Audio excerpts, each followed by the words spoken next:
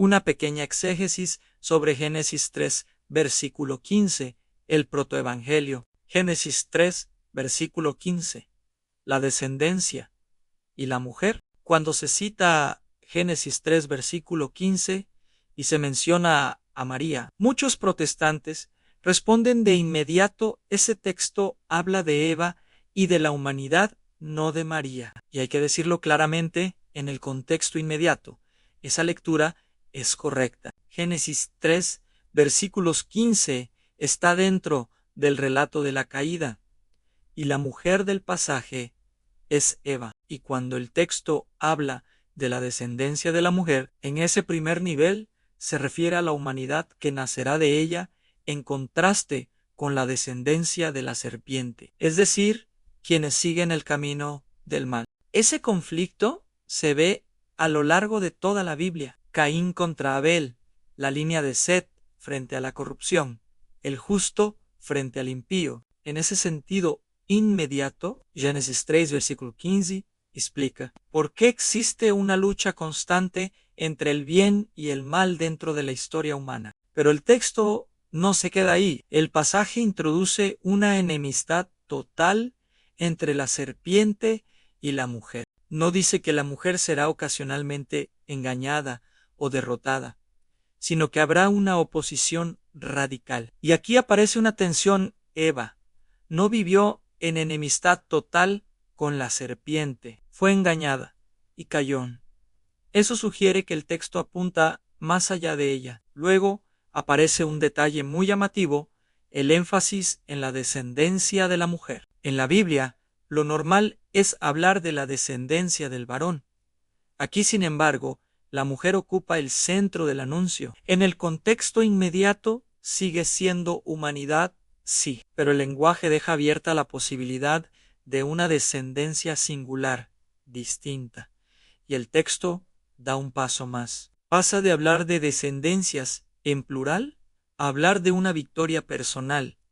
Él te aplastará la cabeza. La lucha es colectiva, pero la victoria final no lo es. La derrota de la serpiente no viene simplemente por la humanidad en general, sino por un individuo concreto. Por eso incluso muchos intérpretes protestantes reconocen que Génesis capítulo 3, versículo 15 tiene un sentido mesiánico. El Nuevo Testamento identifica claramente a ese vencedor como Cristo, el que destruye las obras del diablo y vence a Satanás. Y aquí surge la pregunta inevitable: si la descendencia culmina en Cristo, ¿quién es la mujer? Pablo ofrece una clave cuando dice que Dios envió a su Hijo nacido de mujer.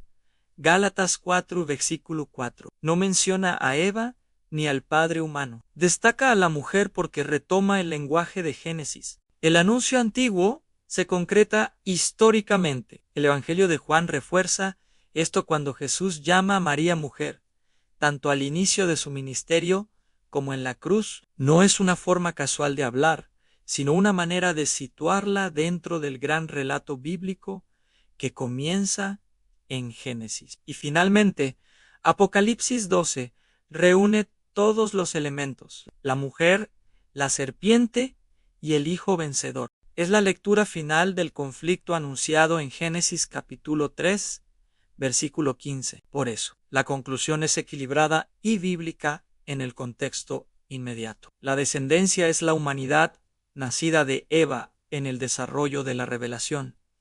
Esa descendencia culmina en Cristo, y la mujer del anuncio se concreta en aquella de la cual Cristo nació. María. María no sustituye a Eva. María representa el cumplimiento pleno de la promesa hecha al inicio de la historia. Por eso cuando leemos Génesis 3, versículo 15, en su contexto inmediato, la mujer es Eva y la descendencia es la humanidad. Pero cuando seguimos el desarrollo de la revelación bíblica, vemos que esa descendencia no se queda en un colectivo, sino que culmina en una persona concreta: Cristo, el vencedor de la serpiente. Y si la descendencia culmina en Cristo, la mujer del anuncio ya no puede quedar indefinida. El Nuevo Testamento la concreta Cristo es nacido de mujer, y esa mujer es María. Gálatas, capítulo 4, versículo 4.